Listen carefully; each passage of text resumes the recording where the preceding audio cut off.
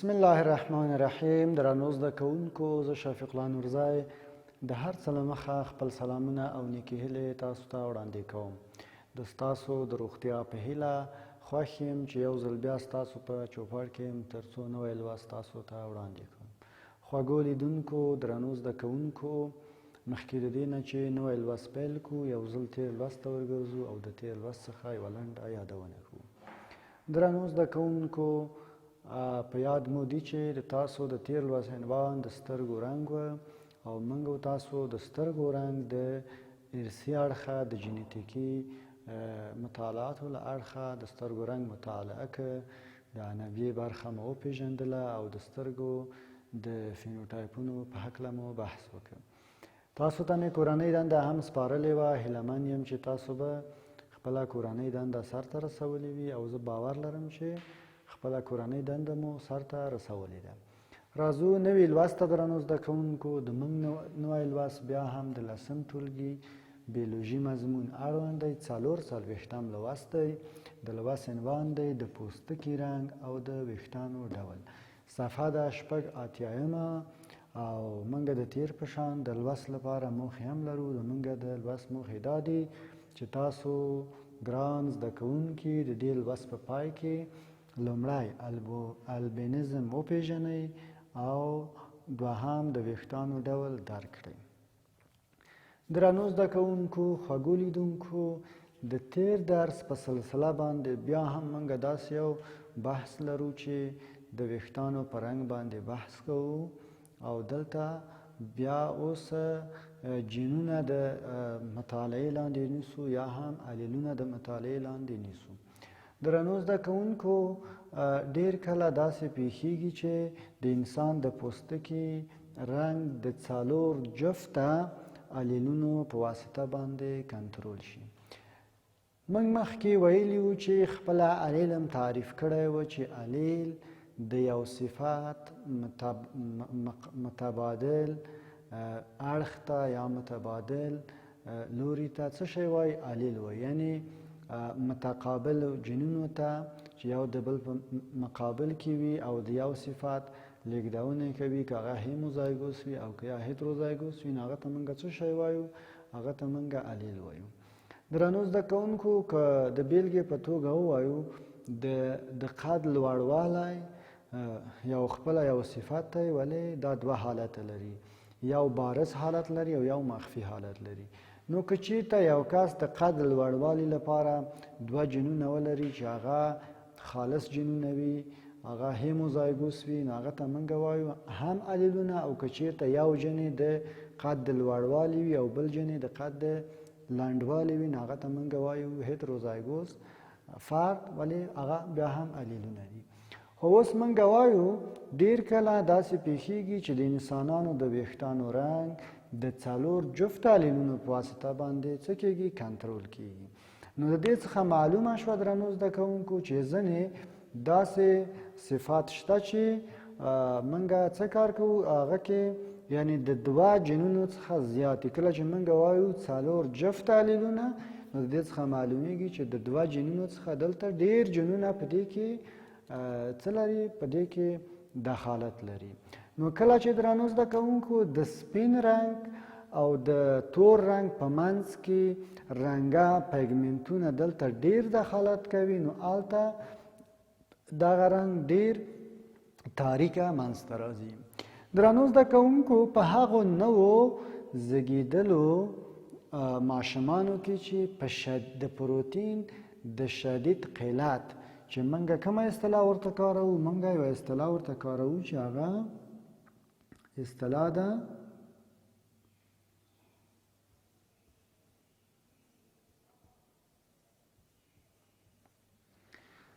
تاسو ګورئ هغه کومه اصطلاح ده؟ کاشکور. کاشکور تلفظ یې لږ څه سخت دی درنو زده کوونکو، نو دا اصطلاح ده کاشکور. نو کله چې نوي زیږېدلي ماشومان د پروتین د شدید قلت چې هغه ناروغي د څه په نوم باندې یادېږي؟ کاشکور په نوم باندې یادېږي. نو دلته ډیر امکان ده څه شته دی؟ د البینو یا د خضري منځته راتللو ډېر امکان شته. نو دلته موږ ته معلومیږي چې خپله دغه د ویښتانو رنګ د څه سره د پروتین سره تړاو لري، تر څو د همدې پروتین په مرسته باندې هغه فاکتورونه چې د ویښتانو د رنګ لپاره دي درنو زده کوونکو هغه په کافي اندازه باندې تولید شي. نو موږ وایو په هغه نوو زیږېدلو کې چې د پروتین په شدید قلت یا کواشیکور سره څه وي درنو زده کوونکو، کواشیکور په ناروغۍ اخته وي، د خضري یعنی البینو ناروغۍ د پیدا کېدو خطر زیات وي. څه زیات وي؟ د خضري یا د البینو ناروغۍ د پیدا کېدو خطر زیات وي. درنو زده کوونکو په دې صورت کې رنګه موادو د تشکیل لپاره په کمه اندازه امینو اسیدونو ته په ځانګړي ډول تایروسین ته اړتیا شته. په کومه صورت کې چې موږ وایو په هغه صورت کې چې د پروتین شدید قلت وي، نو په دې صورت کې بیا څه ته اړتیا شته؟ په دې صورت کې د هغه د په کمه اندازه امینو اسیدونو ته په ځانګړي ډول تایروسین ته اړتیا شته، تر څو دغه امینو اسیدونه د پروتین او بالاخره هغه فاکتورونه چې د رنګ پورې تړاو لري په تولید او په کافي کېدلو کې مرسته وکړي. درنو زده کوونکو خپله دغه البینیزم څه شی دی؟ موږ کله چې موږ وایو خضري یا البینیزم، د خپله البینیزم څه شی دی؟ خپله البینیزم یو ډول د ویښتانو یو ډول د پوستکی او د ویښتانو د رنګ ناروغي ده، البته یو ارثي بېنظمي ده. موږ څه وایو؟ البینیزم یو ډول د پوستکی او د ویښتانو ناروغي ده چې په حقیقت کې یو ارثي بېنظمي ده، او همدغه ناروغي درنو زده کوونکو په مغلوب ډول باندې په انسانانو کې لیږدول کېږي یا په انسانانو کې انتقالیږي د یو فرد څخه بل فرد ته. اوس ګرانو زده کوونکو دلته ډېر یو مهم ټکی دی. تاسو به ډېر ځلې اورېدلي وي چې تاسو کورنۍ غړي په خپلو کې سره بحث کوي چې ما د راډیو نه واورېدل، یا ما د تلویزیون څخه واورېدل، یا ما د ډاکټر صاحبانو څخه واورېدل، یا ځینې هغه صحي کارکوونکي چې خلکو ته اجتماعي مشورې ورکوي د هغو څخه به ډېرو کسانو اورېدلي وي چې په خپلوانو کې واده کول ستونزې زیږوي. یعنې څوک چې په خپلو کې سره واده کوي، لکه یو هلک د خپل د ماما د لور سره، د کاکا د لور سره، د عمه د لور سره، د خاله د لور سره، او یا په نورو خپلوانو کې واده کوي، نو تاسو به ډېر ځلې اورېدلي وي چې دا ستونزې راولاړېږي او د دوی کوم اولادونه چې دنیا ته راځي نو هغو کې ځینې ارثي ناروغۍ رامنځته کېږي. نو یو دلیل یې همدا د خضري ناروغي ده. نورې ستونزې هم دي، خو د هغو ستونزو څخه یوه همدا ده چې نن زه باید دا تاسو ته واضح کړم. کله چې موږ وایو چې د البینیزم ناروغي دا خپله د ویښتانو او د پوستکي ناروغي ده او یو ارثي بېنظمي ده او په مغلوب ډول باندې لیږدول کېږي، نو دغه کسان هیڅکله نشي کولی چې دغه د امینو اسیدونو په شتون کې هم دغه کسان رنګه مواد نشي تولیدولی. خو کله چې موږ وایو چې دغه البینیزم ناروغي په مغلوب ډول باندې لیږدول کېږي، اوس که چیرته یو هلک د خپل د بیلګې په توګه یو هلک د بیګانګانو سره یعنی خپلوانو کې نه د لرې خلکو سره هغه دوستی کوي او د یو داسې جلۍ سره هغه واده کوي چې هغه خپلوان نه وي، نو تاسو ګورئ که چیرته دغه هلک د البینیزم ناروغي ولري، نو ځکه چې دا په مخفي ډول باندې لیږدول کېږي او دا یو مغلوب صفت دی په هغه کې، نو هر کله د هغه جلۍ د ویښتانو د رنګ او د پوستکي د رنګ هغه جن په ده باندې غالبه کېږي، نو د دوی اولادونه چې دنیا ته راځي نو د هغو به ډېر ښایسته تور ویښتان وي او ډېر عالي د پوستکي رنګ به وي. ځکه چې موږ وایو چې دا ناروغي په مغلوب ډول باندې په انسانانو کې لیږدول کېږي. نو د دې مثال داسې دی لکه یو روغ کس چې د ناروغ کس سره جګړه کوي، نو معلومه خبره ده چې هغه روغ کس به په ناروغ کس باندې غالبه کېږي، هغه به پرې قوي کېږي. نو اوس دغه جن چې د هلک په وجود کې دی او د دې البینزم د ناروغۍ لیږدونکی دی، د هغه جن په مقابل کې چې هغه یو سالمه روغ جن دی او د ویښتانو د رنګ او د پوستکي د رنګ لیږدونکی دی او د هغه هلک دی یا د هغه سړي په میرمنې کې دی، نو هغه جن په ده باندې قوي کېږي او اولادونه یې روغ دنیا ته راځي. خو که چېرته همدې هلک چې د البینزم ناروغي لري په خپلوانو کې واده کړی وي، یعنې د عمه د لور سره یا د خاله د لور سره د کاکا د لور سره د ماما د لور سره د کس واده کړی وي، نو همدغه ناروغي په دې جلۍ کې هم شتون ولري یا د ده په میرمنه کې هم شتون ولري، نو کله چې دغه سړی چې دغه د البینزم ناروغي لري او دا یو مغلوب جن دی، همدغه ډول د ده په میرمنه کې هم دا ناروغي شتون ولري، نو کله چې دوه ناروغ جنونه یو د بل په خوا کې موقعیت نیسي، نو معلومه خبره ده چې د هغو په اولادو کې به دا ناروغي راڅرګندېږي. ځکه چې یو جن چې کله ناروغ او بل جوړي سالمي، نو معلومه خبره ده چې سالم په اولادونو کې تبارز کوي، یعنی اولادونه به سالم دنیا ته راځي.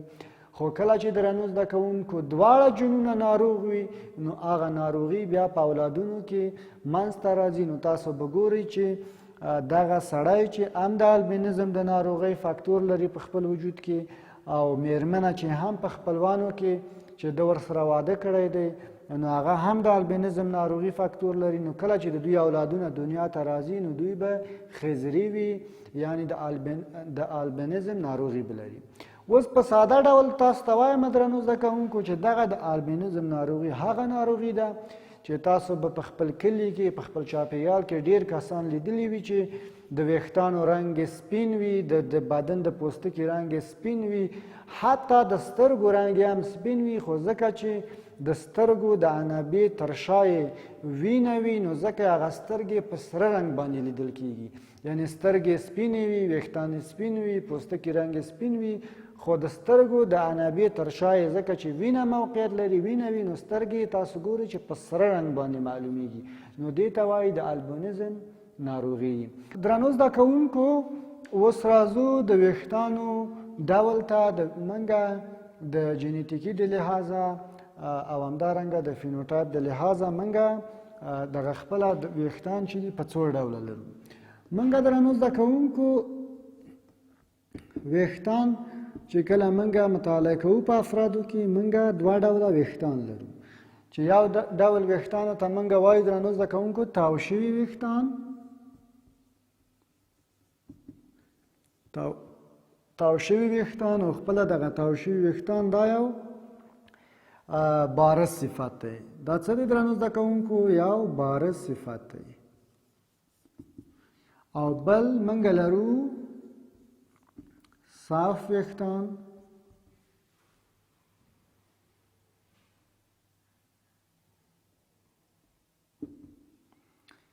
او موږ لرو څه درنو زده کوونکو؟ صاف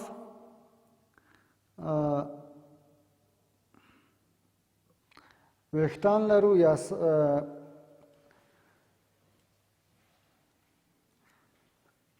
صاف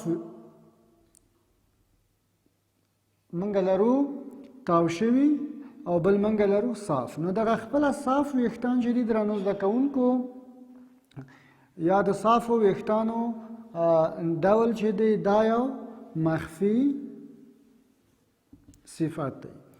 خو کله چې درنو زده کوونکو دغه دوه فرده په خپلو کې سره کراس کېږي، یعنې تزویج کېږي، هغه چې تاو شوي ویښتان لري او هغه چې صاف ویښتان لري، نو کومه نسل چې منځته راځي چې هغه باید F1 نسل وي درنو زده کوونکو، نو په دوی کې کوم ډول ویښتان منځته راځي؟ په دې نسل کې تاو شوي ویښتان ناخالص. نو په دې کې څه راځي درنو زده کوونکو؟ تاو شوي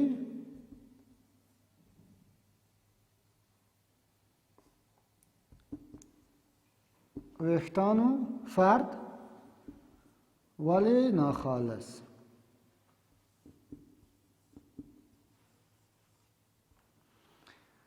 موږ وویل درنو زده کوونکو چې ویښتان لرو د ویښتانو له ډلې څخه دوه ډلې ویښتان لرو، دوه ډوله ویښتان لرو چې په افرادو کې چې د یو ډول کسانو ویښتان تاو شوي وي او خپله دغه د ویښتانو تاویدل دا یو بارز صفت دی، او بل ډول ویښتان صاف وي او خپله دغه صافوالی یو مخفي صفت یا مغلوب صفت دی.